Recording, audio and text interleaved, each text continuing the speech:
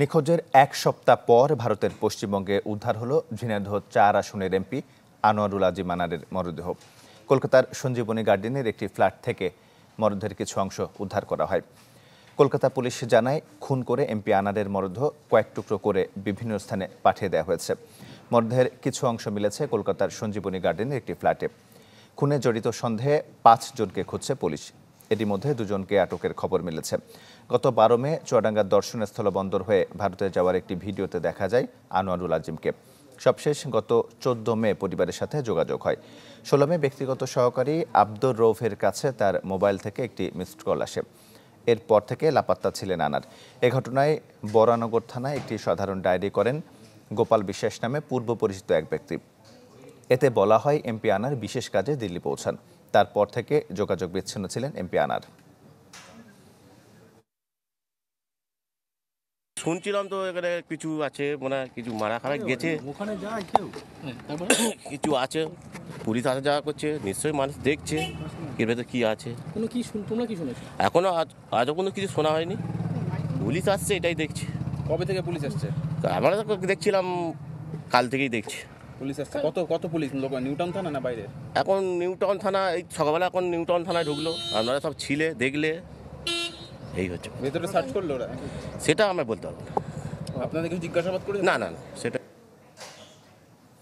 এ বিষয়ে আরও খবর জানাতে কলকাতা থেকে আমাদের সঙ্গে সরাসরি যুক্ত হচ্ছেন শুভজিৎ পুততুণ্ড। শুভজিৎ, প্রথমে এই মরদেহের খোঁজ কিভাবে পাওয়া গেল এবং এই খণ্ডিত মরদেহকে দেখে কিভাবে নিশ্চিত হওয়া গেল এটি এমপি আনারের মরদেহ?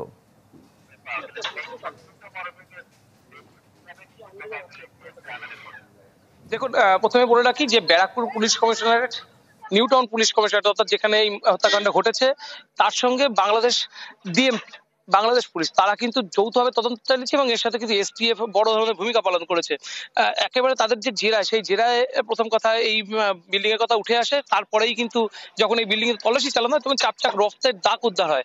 এরপরে যেটা গোয়েন্দা সূত্রের খবর, গোয়েন্দারা দীর্ঘ জিজ্ঞাসাবাদ করেছে এবং বাংলাদেশ পুলিশ হয়তো কিছুক্ষণের মধ্যে সংবাদ সম্মেলন করবে, আপনারা জানতে পারবেন আরো বাংলাদেশ থেকে ভালোভাবে, যে সেখানেই কিন্তু মূলত জিজ্ঞাসাবাদে উঠে আসে যে ট্রলি করে, অর্থাৎ কোচিং এর পর, হত্যাকাণ্ডের পর কোচিং করা হয় এবং তারপরে ট্রলি করে সেই দেহ কিন্তু পাচার করা হয়েছে। বাংলাদেশ পুলিশই কিন্তু মূলত যে গোটা ঘটনার যে রহস্যের জট, সেটা কিন্তু বাংলাদেশ পুলিশ খুলেছে। মাঝখানে যে ৩ থেকে ৪ দিন এখানে ব্যারাকপুর পুলিশ কমিশনার পেয়েছে বা নিউটাউন পুলিশ কমিশনার পেয়েছে, সবটাই কিন্তু তারা কিন্তু টাইম ওয়েস্ট ছাড়া অন্য কোনো কাজে কিন্তু তাদের লাগেনি। দীর্ঘদিন ধরে, অর্থাৎ তারা প্রায় ৩ থেকে ৪ দিন যে তদন্ত প্রক্রিয়া চালিয়ে যাওয়ার যে সময় পেয়েছে, তারা যে ৬ জন অপরাধীর কথা বলা হচ্ছে, তার মধ্যে একজন নারী রয়েছে, যে গ্রেপ্তার হয়েছে ২ জন বাংলাদেশে, তার মধ্যে একজন নারী রয়েছে। সেই নারী ঘটিত কোনো ঘটনা এখানে রয়েছে কিনা সেটার বিষয়েও কিন্তু একটা তদন্ত প্রক্রিয়া চলছে। কারণ বাংলাদেশি যে নারী, সেও বাংলাদেশ থেকে কেন ভারতে আসবে এবং তার সাথে এমপির সাথে তার কি সম্পর্ক, সেটা নিয়েও কিন্তু একটা প্রশ্ন উঠছে। এই যে জট, সেই জট কিন্তু বাংলাদেশ পুলিশ মূলত খোলার ক্ষেত্রে সবথেকে বেশি ভূমিকা পালন করেছে। কলকাতার পুলিশ এই দীর্ঘ সময়, যে ৩ থেকে ৪ দিন তারা হাতে সময় পেল, তারা কি করলো, সময়টা কেন তারা অপচয় করলো, সেটা নিয়ে একটা প্রশ্ন চলছে। কারণ এমপি খুন হয়েছে ঠিক কদিন আগে, সেটা নিয়ে কিন্তু এখনো পর্যন্ত একটা জটিলতা রয়েছে যে ঠিক কদিন আগে খুন হয়েছে। কেউ বলছে যেদিন তিনি নিখোঁজ হয়েছে সেদিনই খুন হয়েছে, কেউ বলছে বা তার একদিন আগে বা তারপরে খুন হয়েছে। তা মাঝখানে যে ৪ দিন, এই ৪টা দিন কিন্তু অত্যন্ত গুরুত্বপূর্ণ হতে পারত এই রহস্যের সমাধানের জন্য। এই কলকাতা পুলিশের ভূমিকা এখানে কিন্তু প্রশ্নবিদ্ধ, ব্যারাকপুর পুলিশ কমিশনের ভূমিকা প্রশ্নবিদ্ধ, এসটিএফের ভূমিকা প্রশ্নবিদ্ধ। বাংলাদেশ পুলিশ যেভাবে তদন্ত চালিয়েছে, হয়তো কিছুক্ষণ পরে সংবাদ সম্মেলনে গোটা ঘটনা হয়তো সেখানে সামনে আসবে। পাশাপাশি আরেকটা কথা বলে রাখা দরকার, ইতিমধ্যে ফরেন্সিকের কিছু টিম ঢুকেছে, সেন্ট্রাল আইবির কিছু টিম ঢুকেছে, তারা কিন্তু তাদের মতো করে নিজেদের তদন্ত প্রক্রিয়া তারা চালাচ্ছে। কেন্দ্রের কাছে কিন্তু, অর্থাৎ যে রিপোর্ট, সেটা কিন্তু গতকালই প্রায় তাদের কাছে যে আবছা আভাস যে সাংসদ খুন হতে পারে, সেই আবছা আভাস কিন্তু গতকালই কেন্দ্রের তরফে বাংলাদেশকে জানিয়ে দেওয়া হয়েছিল এবং তার যে পুষ্টিকর, অর্থাৎ একেবারে কনফার্মেশন, সেটা কিন্তু আজকে এক প্রকার দিয়ে দেওয়া হয়েছে। ২ জন এখনো পর্যন্ত গ্রেপ্তার হয়েছে। সেই ২ জনের মধ্যে যে নারী রয়েছে, সেই নারী কিন্তু একেবারে প্রত্যক্ষদর্শী, একেবারে এই ঘটনায় বলা হচ্ছে রহস্যের জট, অর্থাৎ গোটা ঘটনায় কিন্তু রহস্য আবৃত।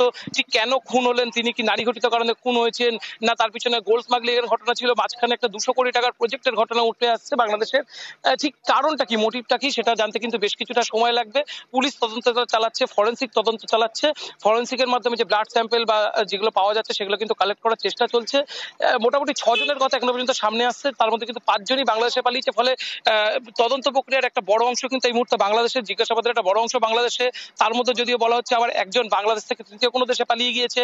ফলে ভারতে যে একজন রয়ে গিয়েছে তাকে এই মুহূর্তে খুঁজে বার করা, ফ্ল্যাট ওনার যে রয়েছে তার থেকে কে ভাড়া নিয়েছে, সেই বাংলাদেশি ব্যক্তি যিনি এখানে ফ্ল্যাটটা ভাড়া নিয়েছিলেন তার এখন বর্তমানে অবস্থান কোথায় সেগুলোও যে শনাক্তকরণ, সেটাও কিন্তু একটা বড় ধরনের প্রক্রিয়া। সেই প্রক্রিয়ার মধ্যে দিয়ে কিন্তু পুলিশ যাচ্ছে। তবে তদন্ত প্রক্রিয়া, যেটা বারবার বলছি, কলকাতার যে তদন্ত প্রক্রিয়া সেটা কিন্তু অত্যন্ত ধীর, এবং যার ফলে এই ঘটনা যেটা খুব তাড়াতাড়ি শর্ট আউট হওয়ার কথা ছিল, কারণ বরানগর যেখান থেকে এই ঘটনা, সেদিন কিন্তু প্রথমেই যে ট্যাক্সি ড্রাইভারকে খুঁজে পাওয়া গিয়েছিল, যে গাড়ি উদ্ধার করা হয়েছিল, সেই গাড়ির ড্রাইভারই কিন্তু প্রথম বলে দিয়েছিল যে তাকে নিউ টাউনে ড্রপ করা হয়েছিল। নিউ টাউনে পারফেক্ট অ্যাড্রেসটাও তিনি বলে দিয়েছিলেন যে কোথায় ড্রপ করা হয়েছিল। তারপরেও পুলিশ কেন খুঁজে পেল না, সেটা একটা প্রশ্ন উঠছে। ড্রাইভারকে কতটুকু ইন্টারোগেশন করা হয়েছে মাঝখানে, তিনি যে গোপাল বিশ্বাসের বাড়িতে ছিলেন, গোপাল বিশ্বাস কিন্তু একেবারেই তার বাড়ি থেকে সিসিটিভি ফুটেজ রিকভারি করা হয়েছে, তাকে একা বেরোতে দেখা গিয়েছে, বা গেটে দর্শনা বর্ডার থেকে যখন তিনি এসেছিলেন সেখানেও কিন্তু তাকে একা বেরোতে দেখা গিয়েছে। কিন্তু একটা জিনিস কিন্তু গত 3 দিন আগেই পরিষ্কার হয়ে গেছিল, তিনি একা বাংলাদেশ থেকে এলেও তিনি একা ছিলেন না, তার সাথে অন্তত আরো 2 জন ছিলেন, যে 2 জন খুব তাড়াতাড়ি বাংলাদেশ ফিরে গিয়েছিলেন। অর্থাৎ তিনি 13 বা 14 তারিখের মধ্যে সেই 2 জন বাংলাদেশে ফিরে গিয়েছিলেন। পরবর্তীকালে কিন্তু জানা গিয়েছে সব মিলিয়ে প্রায় 6 জন এই হত্যাকাণ্ডের সাথে যুক্ত ছিল, এবং 6 জনই এখানে ছিলেন, 6 জনই বাংলাদেশি। এবং এটা একটা বিরল ঘটনা, এবং যদি হত্যাকাণ্ডের যে ঘটনা এখনো পর্যন্ত সামনে আসছে সেটা কিন্তু বিরল, অনেকটাই বিরল বলা যায়। তমাল। শুভজিৎ, আপনাকে ধন্যবাদ। আমরা এখন এমপি আনারের নির্বাচনী এলাকা ঝিনাইদহ 4 আসনের সে পরিবারে আছেন আমাদের সহকর্মী সাদ্দাম হোসেন। সাদ্দাম, আপনি জানাবেন যে আপনি তো সেখানে আছেন, তার আত্মীয় স্বজন এবং পরিবারের সদস্যরা এবং নেতাকর্মীরা যারা আছেন তারা কি বলছেন? তমাল, আপনি জানেন যে তিনবারের সংসদ সদস্য আনারুল আজিম আনার, তার মৃত্যুর সংবাদ এই কালীগঞ্জে পৌঁছানোর পরেই তার নেতাকর্মী এবং স্বজনদের মাঝে কিন্তু বেশ আহাজারি চলছে, এবং তার নেতাকর্মীরা তার বাড়ির যে সামনে কিন্তু ভিড় জমিয়েছেন, এবং হাজার হাজার নেতাকর্মীর ঢল কিন্তু এই তার বাড়ির সামনে এসেছে।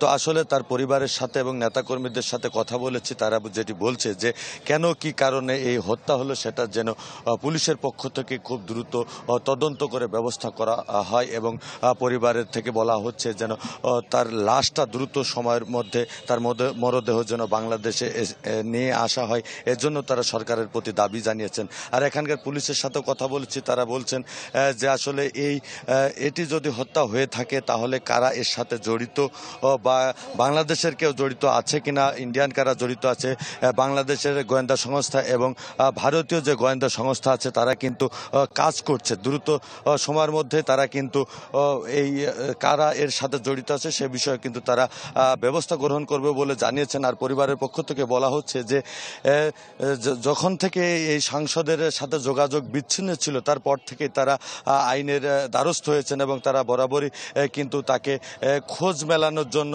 চেষ্টা আগ্রহী করার জন্য প্রশাসনের কাছে গিয়েছেন। কিন্তু তারপরেও 9 দিন পর কেন তার এই মরদেহ, খণ্ডিত মরদেহ উদ্ধার করালে, এটি নিয়েও কিন্তু তাদের বেশ প্রশ্ন রয়েছে। তাই পরিবার এবং নেতাকর্মীরা তারা কিন্তু বলছেন যে এই ঘটনার সাথে যারা জড়িত, কেন হত্যা হলো, কি কারণে হলো, কি জন্য হলো, সব কিছু দ্রুত সময়ের মধ্যে বের করে আইনের আওতায়, দোষীদের আইনের আওতায় নিয়ে এসে শাস্তির দাবি জানিয়েছেন, এবং পরিবার এবং নেতাকর্মীদের জোর দাবি দ্রুত সময়ের মধ্যে এই মরদেহ বাংলাদেশে নিয়ে আসার জন্য তারা দাবি জানিয়েছে সরকার প্রধানের কাছে। তো তমাল, আসলে এই কালীগঞ্জ জুড়েই কিন্তু একটি শোকের মাতম চলছে। তো এই ছিল এখানকার সর্বশেষ খবরাখবর। সাদ্দাম, আপনাকে ধন্যবাদ। কলকাতা থেকে শুভজিৎ প্রতিতন্ডী এবং ঝিনাইদহ থেকে সাদ্দাম হোসেন আমাদের সাথে যুক্ত হয়েছিলেন।